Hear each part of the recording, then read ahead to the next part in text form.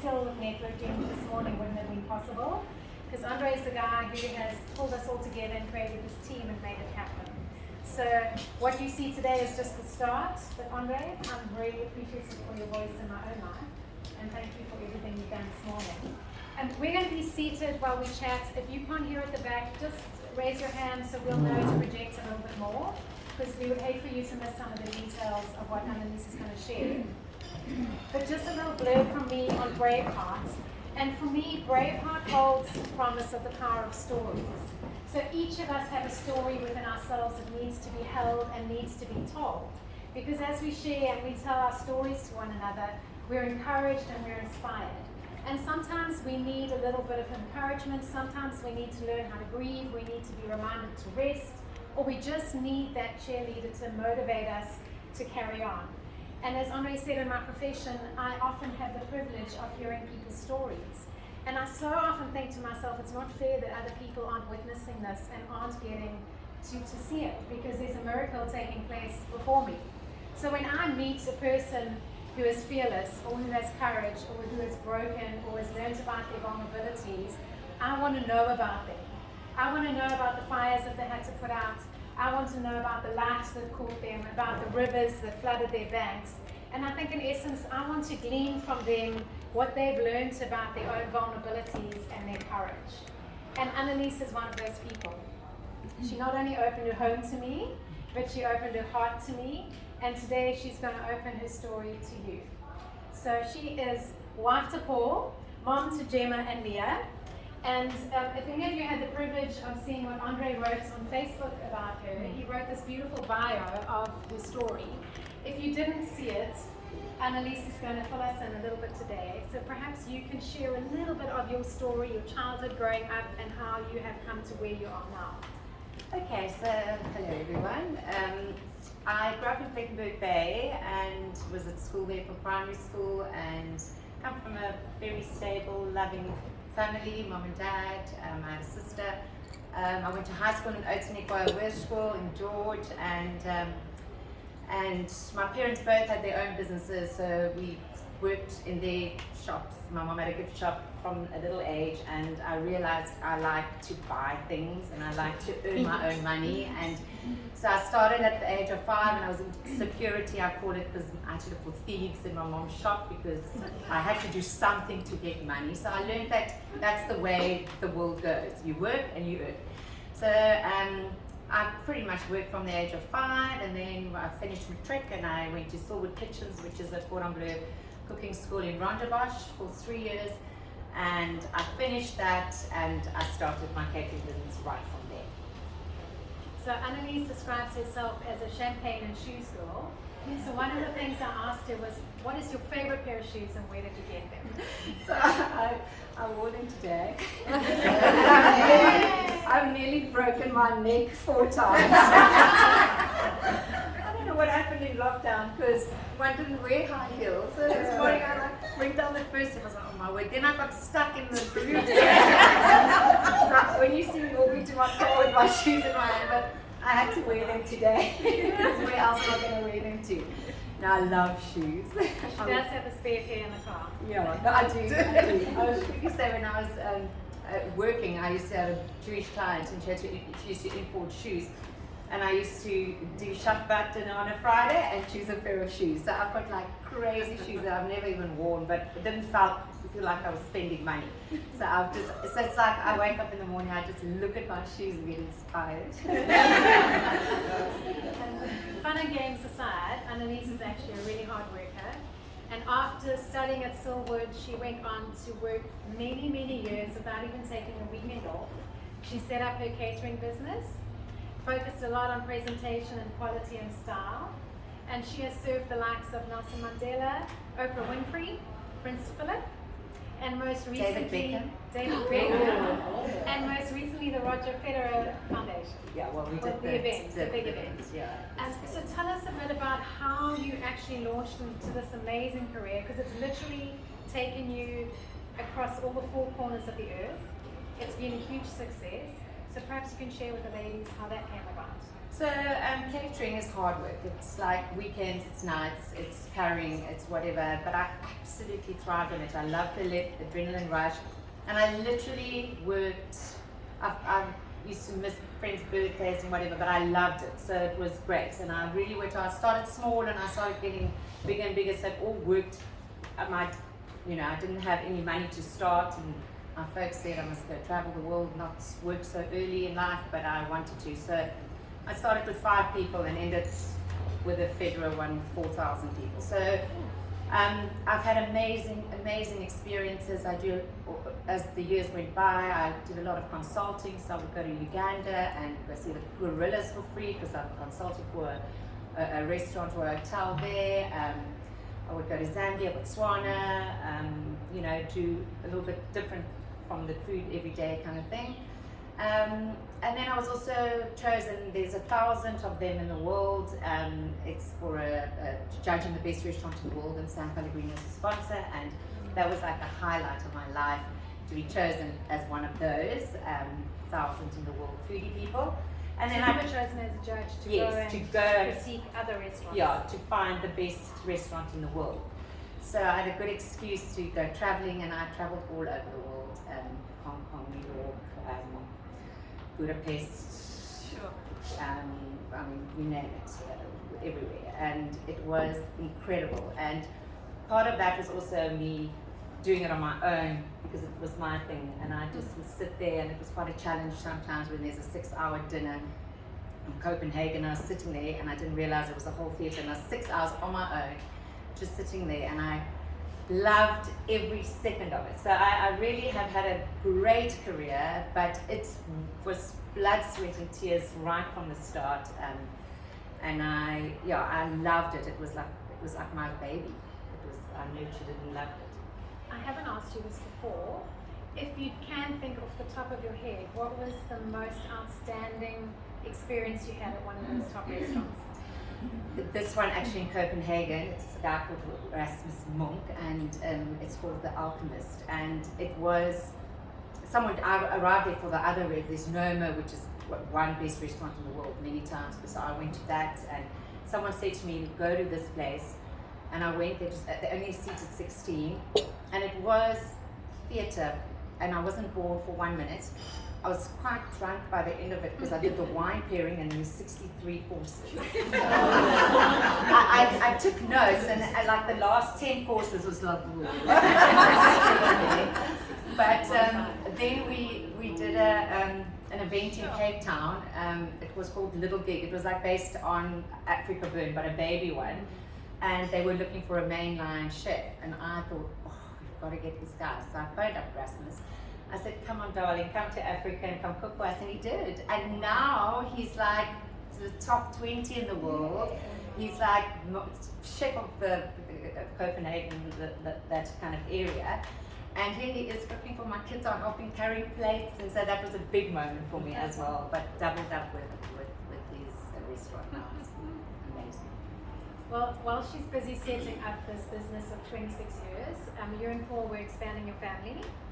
You had Gemma, and then you had Mia. And then for some unknown reason, you decided to enter the reality TV show Survivor. So I think one of the questions that came to mind is, why would you do that? Why would you? And what were some of the highlights and the lowlights? Walk us through Survivor.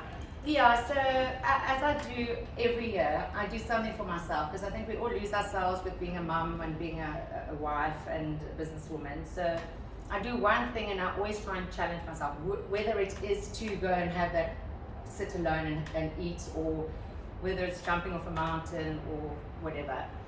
And the ad came up on TV one morning to enter Survivor. Now guys, I'm not an outside camping chick, like I've never camped, and something just said that you got to enter. So I got the family together. So Mia was 13 then, even younger, and she was going into high school, and my husband Paul, I said, guys, I'm letting you know I'm entering Survivor, and I'm going to get in. So you can laugh, you can joke, you can do whatever, but I'm telling you, I'm going to be away from January till March, and I'm going to do well. So make sure that the calendar's empty. And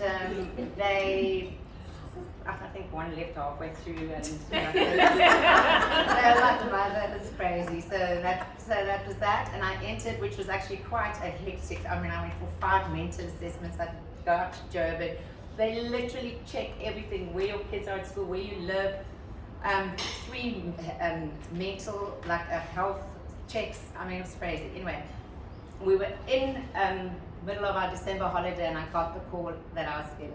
So I then quickly started watching it. After day 1, I was like, oh no, I'm going to just go and drink cocktails, because I'm not going to have that, and I will deal with it when it gets there. Anyway, so then it was, I really think, a midlife crisis moment. It was your Ferrari. Anyway, so I got there. It's much harder in real life, really. I mean, I didn't have fresh water over my body for 52 days. I didn't brush my teeth. I didn't wash my hair. You squat in a place they call it Coconut Groves. It's no toilet paper, no toilets. You only get the clothes that you kind of pack, so I had a day outfit and a night outfit.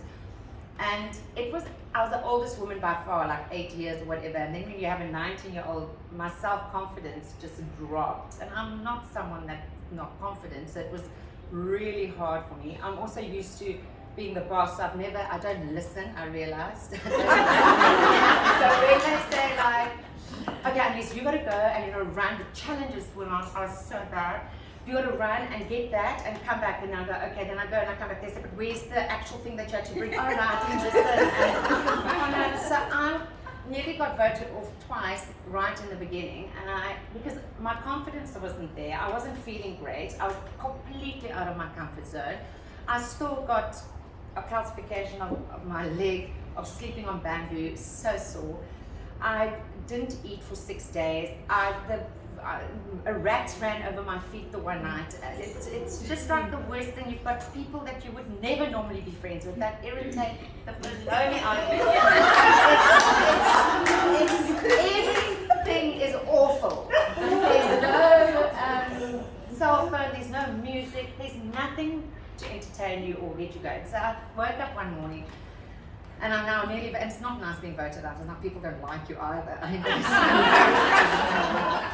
So I sat there and I thought, okay, Annalize, you're not going to quit, because I'm not a quitter. I'm definitely not going to quit. So I need to change my mindset here. And I literally sat down on my own, and I changed, something switched in my head. And I thought, go back to your skills. You're a people person.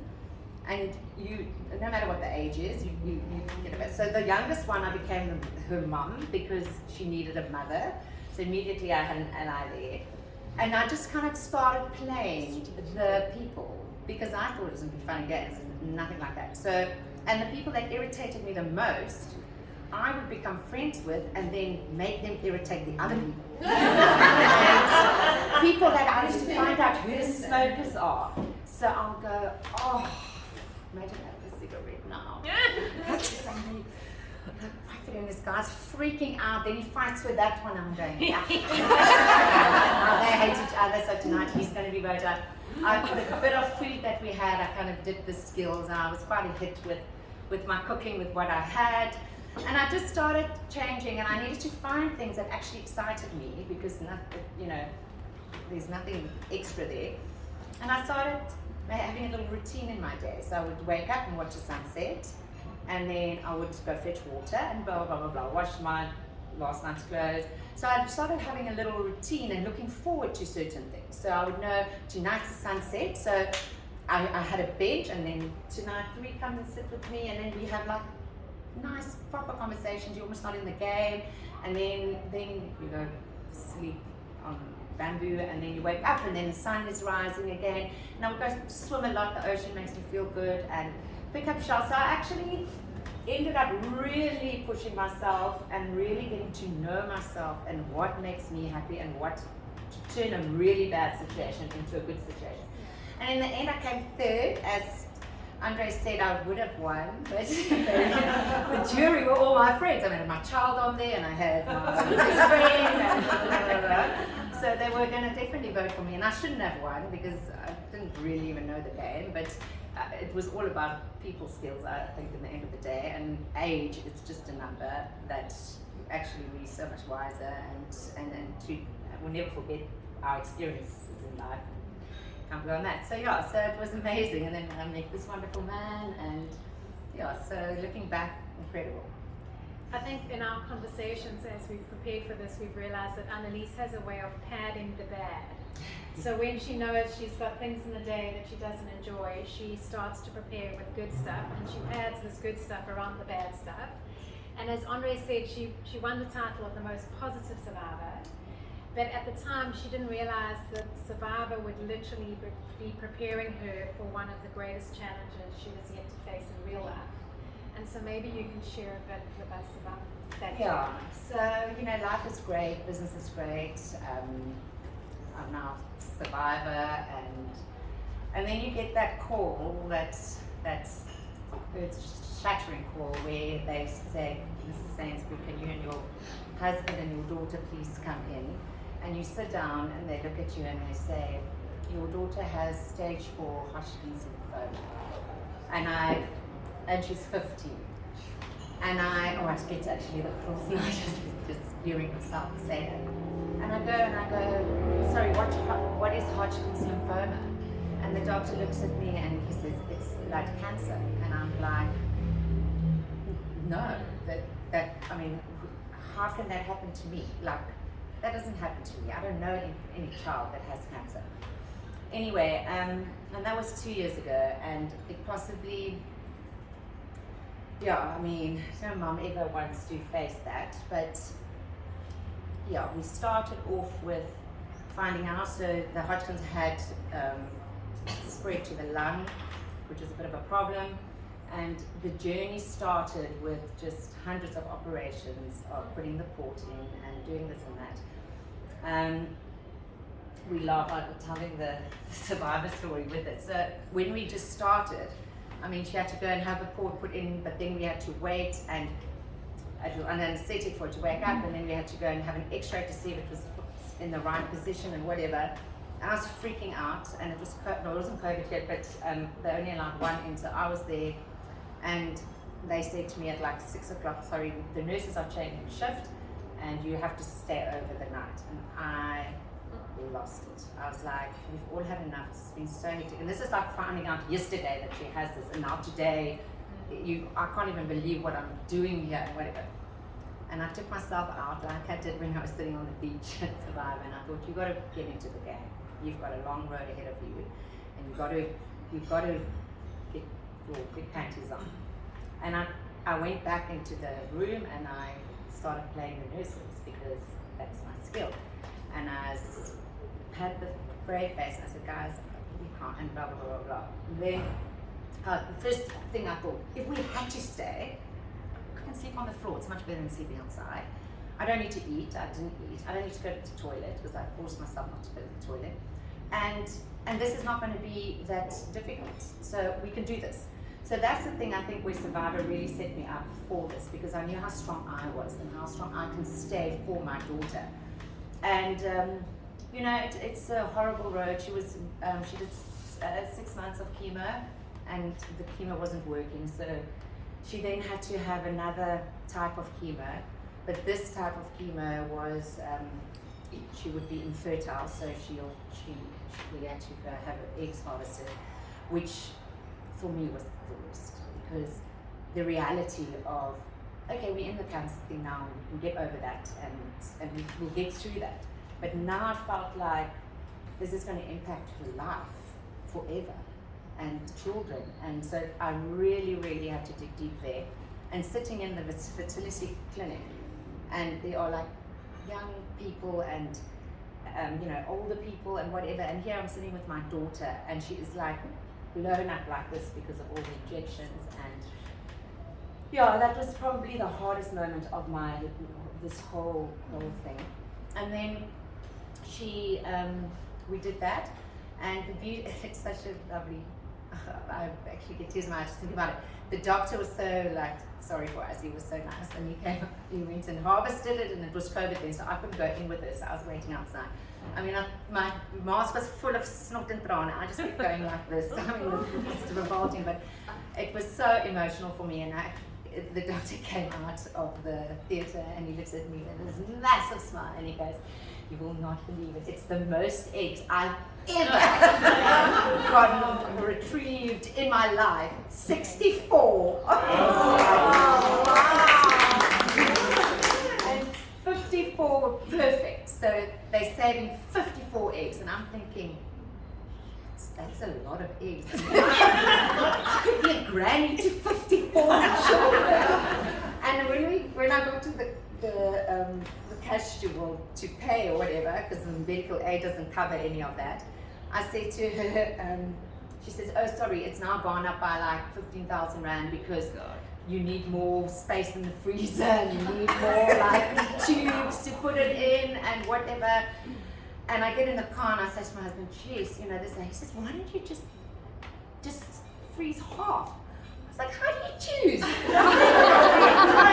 clever one away, or the prettiest one, or the successful one?" So now we have 54 eggs. So we get home that night, and they say that the siblings are very, their DNA is like 90% the same. Like, you know, my husband and his brother looks identical. So I'm listening to the conversation, and Gemma says to Mia, "Mia, you know what? One day, if you can't have babies, you can have my eggs." It's very kind, because normally they're not that kind to each other.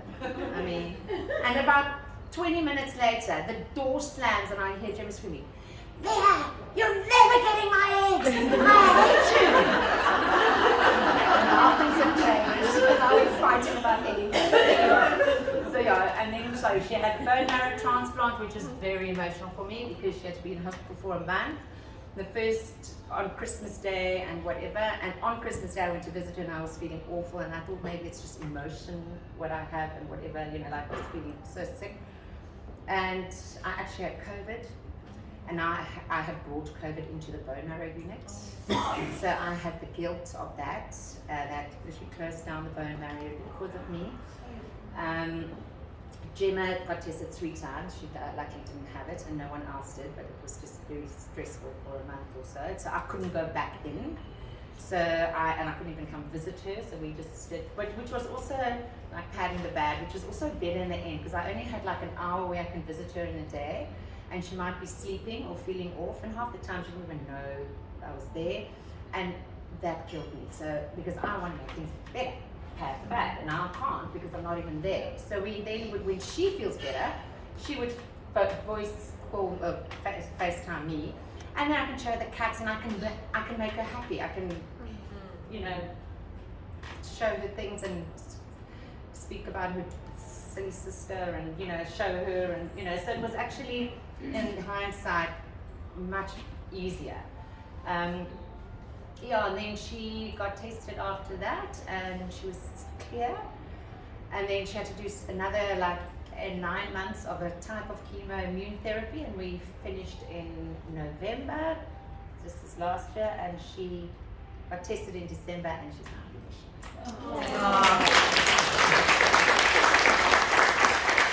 And now she just wants to party, which is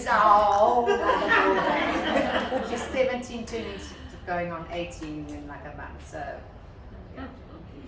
Part of what Annalize hasn't shared yet, part of her way of coping was to journal to herself and write her diaries as she went through Gemma's story, and she actually hard copied the books that she wrote in the form of a diary for each chapter of that journey. So she has them with her. They're just her personal books. They're not for sale or published. But she, with her pictures that she works with pictures, and these are the books that she wrote to cope through that journey and through the difficulties. This was why she was having bone marrow, yeah. So basically what happens, you know, in life is that everyone's so amazing, and everyone wants to help, and everyone wants to be there for you. And I actually decided that I didn't want that. I needed to make life as normal as I can and as functioning as I can. So everyone wanted to bring meals. I said no, because I still enjoy cooking, and Mia sits with me when I do that, and you're kind of keeping the rhythm of what was normal. And so but then I would get 100 SMSs going, how's it going, blah, blah, blah, blah. So I started the broadcast group, and which was then amazing, because I would type in the moment, and I mean, my language is so bad and the spelling, but it's funny to look back and see where my mind was at and how much better I am now, or was a week when something good happened or whatever. So it's actually quite good to see. And I'm a visual, more creative person, so there's a lot of pictures, because it made me feel like explaining the situation better. And it actually, I mean, at the end, I think it went to like 400 people, like, because it would just be carrying on and please add me and whatever. And it was so therapeutic for me, because I don't have to physically speak to these people, but I'm getting it off my mind, and I'm not like a big journal person. So it really made me get rid of the emotions I was feeling by actually writing it down. So it was amazing. And then afterwards I thought, you know what? One day I'm going to show her how brave she was. And so I just put them in little books, and every now and again we'll page through them. And it's actually good to go back on when it was bad, because you only appreciate the good so much more now. So Gemma wasn't the only one that was brave in this, because as I've unpacked so much more of Annalise's story with her, as she was carrying Gemma through her ordeal, she also made a really difficult decision to sacrifice her 26-year-old company that she had thrived, brought into being, excelled at, achieved so much in, because she realized she couldn't carry her company and her child through this journey. And so there was a big sacrifice and a decision that happened then. And then COVID hit, and Paul got ill. And there was one night that I want you to briefly share with the ladies, that night that Paul was in hospital. Yeah, so just quickly to go back, it was actually quite an easy decision, the 26 years of business, to put my energy in my daughter. And it was almost like, not a blessing in disguise, but I think it was time. So it was hard to make that, all my staff have been with me for years, but then so that was fine. And then COVID hit, which was hectic. So when I got COVID, and then immediately Paul, my husband, also got COVID, and long story short, he ended up in ICU at the same time that Gemma was having her bone marrow. So Paul was upstairs and Gemma was at the bottom at Constantia Bird. And I was like, not a celebrity, but like, you know, in the olden days when you used to go to a club and you know the bouncer and you know the manager, you know the barman, whatever. I was like that in the hospital, and I thought, oh, there's something wrong with that picture. But anyway, I was like, hello, Mrs. Sainsbury, who are you visiting today? Now I'm sending underpants to my husband and panties to my daughter, and then tomorrow, I mean, it was just crazy, whatever. But on the went into ICU on the Tuesday, and on the Wednesday, so I now have Mia, which now is 14. And I've been, you know, everyone said, don't forget about Mia. I was like, oh, like she's my child. So one does not know if you do it right or not, but she was almost like my refuge. She all just goes lie and we talk nonsense and whatever. And she kept it very real throughout. So I thought it was fine. And then Paul, they phoned me on the Wednesday, and we've got lots of doctor friends that work at Constantia, and they all popped in all the time to check on Paul. And I had 4 doctors phone me to say, Annalize, Paul is really sick. You've just got to let you know that. So I think, I might even shed a tear. I think that was the lowest, or like, I might lose my husband and I've got my daughter in bone marrow. So I kind of like came home, and Mia came up to me and she said, Mom, you're not well, and if you're not well, I'm not well, and I want to be well.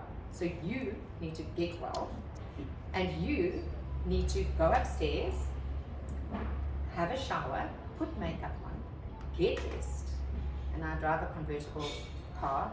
We're going to put the roof down, we're going to go to Camps Bay, and we're going to have a cocktail, because there is nothing you can do.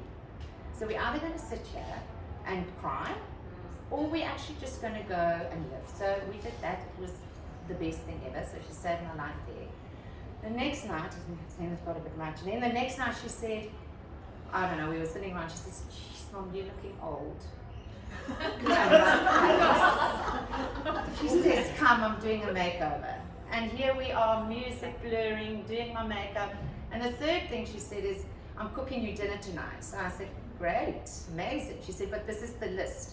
So what she was doing is she was forcing me to make efforts to try and make the situation lighter. Let me tell you, it worked like a charm. And I always say, Mia saved my life.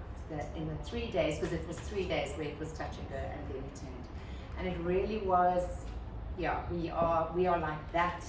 She's an incredible little child. Yeah, and I think she's saved my life. When we chatted about this story and that night, we came up with a bit of a phrase. Yes, I loved it. So we were asking, who is your Mia? For Annalize that night, it was the cocktails and getting out, and she literally saved your life. But we all at times need a cheerleader, and that person who's going to pull us up or say, you've got to do this, or here's a to-do list, or here's chores to do. And Mia was that person. So one of our challenges to you, as having the privilege of hearing your story, to the rest of you, who is your Mia, or what is your Mia? And what kind of Mia do you need today, even in what you're facing? So I hope you reminded Mia of how she's pulled you out. I showed her. I said, you're like the star in the story today. And she said, yeah.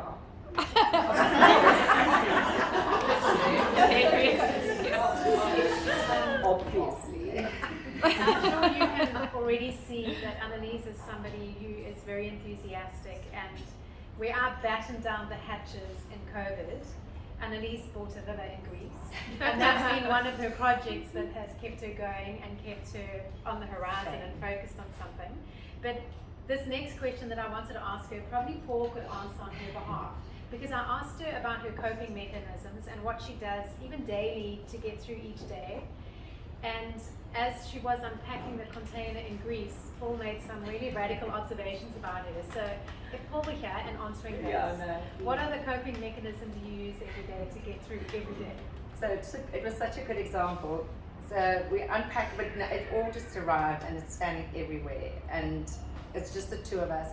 And we wake up in the morning, and I'm not just doing what I normally do. I need my time and my space, and I have my coffee, because I sit, and this is what I actually do. I sit and have a cup of coffee. Well, just first go through the story. So I got up, I had a cup of coffee, and now I'm thinking, how am I going to do this? What am I going to start with? I know I have to build a chair, which is not my favorite. I know that box has got some stuff in it. So, but I first have to have my coffee to decide how I'm going to do it. And it needs to be good and bad all the time, so that I have got something. So, Bad's the bad. yes. So now we sit down after the day and we have a glass of wine, and he looks at me and he says, you are the strangest creature I have ever seen. I said, what? He says, watching you work today, because we very much are like, he does his thing, I do my thing, and he mustn't interfere with the way I do stuff. And he says, you will start, you have your coffee, why don't we just get going? I said, because in 5 minutes he's going to simplify things for me and make it nice. Then I'm going to start on something nice. Then he says, and I'm halfway through something nice because I know I still got to do the bad. Then I start on the bad. When I'm getting frustrated and it's not working, I go open up another box. So now there are 3 boxes open. And then, but now I've got energy, and because I feel so fulfilled in the box that I've just done, that I can go back and finish the chair. So we were laughing because this is actually how and I never saw it like that.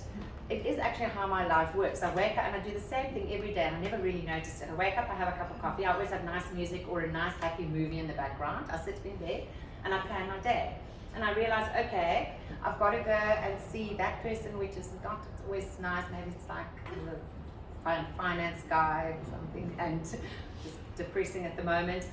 But then I'm going to go and do that.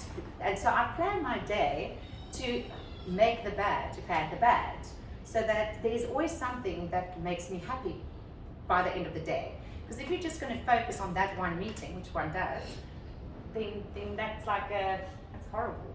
So every day I do something nice, and then it's not so nice, and something nice, and every day I try and make a great day. Every day there must be something that makes me feel good. whether it's a cup of coffee sitting at a beautiful venue or outside or anything. Exactly. He's a bit better this time now, but yeah. So just something, I believe that you've got to always have something to strive for. Otherwise, yeah, because the bad can be really bad or not that bad, but bad is bad. So. Well, we're now sitting in a position where Paul is healthy and he's recovered. Yes. Jen is in remission. Yes. What's on the horizon for you? So, yeah, I just want to live a simple life. We all say that. We bought this villa in Greece, and it sounds like extravagant or whatever, but that also saved my life because when I got there I bought it in lockdown. It was an online purchase, thank goodness it worked out. I only saw it a year later, and it saved my life mentally to know there's always something there. And when I got there, it was 1,000,000 times better than I ever expected. I've just met amazing people that's helped me with stuff. So all I needed to do is I needed to get Paul there because he's kind of a rat racing kind of guy. Like I always say like got ADHD, like he's always like on the move and whatever. And the idea is just to have like just to breathe and just have a simple life. I will not even buy a pair of shoes ever in my life again. To just have that peacefulness of. So yeah, so I'm not going to change anything. Jim could have cancer again. She could go. I mean, I'm not naive. Like with things can go wrong. So I just live every day, and I believe that we need to have something to look forward to, and so I just I'm not striving to be anything amazing. I just want a simple life with my family and be happy. Paul did come eventually, and he was finished. Like about 2 weeks ago, we went up when we were unpacking the container, and he's never slept for so long in his life. He slept like 9 hours. I could feel that immediately. He was relaxed, and I see us getting old there. Annalize will be mingling after our morning this morning. If anyone wants to ask her any questions, or you've got something personal to your journey that you would like to ask her, please feel free to do so. Just one last quick question. If you had to leave one message to the ladies this morning, what would it be? Guys, like we say, there's always going to be bad. We got to wake up every morning and start again, because there's no ways that we must be prepared for the good and the bad, I think. So I think that, and when something has happened, there's nothing you can do about it. I mean, it's like the cocktail situation. My friends all went, what? I was like, but that saved my life. And whatever saves your life, doesn't matter what that is. I just feel that you've got to appreciate the good, and when the bad comes, deal with it. Try and make it as happy. Love yourself. Andre, you told me that once. Put yourself always first. It's like when you're on the aeroplane and they say the oxygen mask comes down. You can't save anyone else's life if yours isn't on first. So love yourself, look after yourself, do stuff for yourself. Just talking about me, I do that, and my kids definitely come like third or fourth. Like, lots of things before that. And be kind to yourself, and don't stress. Makes you old. Thank you for sharing your story. Thank you for taking the time just to be with us and opening up some of those areas that are hard to talk through. I've loved connecting and getting to know your story. It's been great fun. And so, thank you from the BraveHeart Thank team. you. It's been amazing working with you.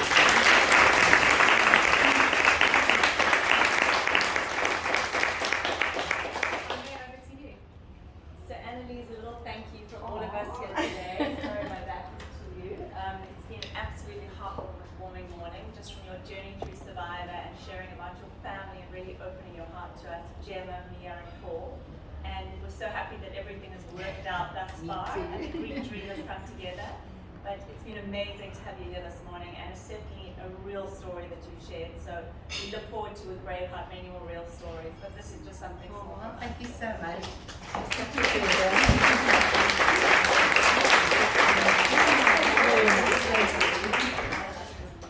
Yeah, and I won the 2017 Speech Evaluation Championship.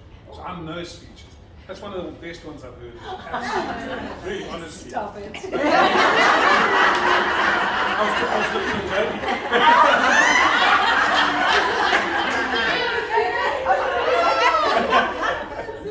Jodie, I just want to say, when we first discussed this is what I dreamt about.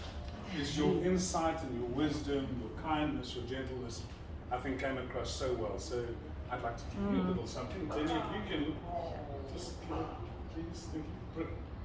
Jodie.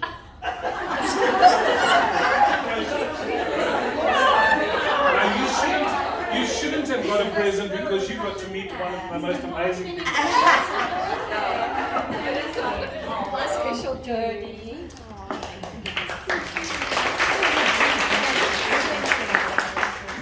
But part of BraveHeart that I'm hoping is going to happen is that this kind of relationship happens, and hopefully today you've met someone else. Somebody else that I really want to say thank you to is the person who's done almost all the work. Every single banner, every single thing that you see, the chocolates, everything. Even these wonderful vouchers, I don't know if you saw them. These vouchers have got some really amazing specials on it for it. That was all done. And so that is for my dear Brit.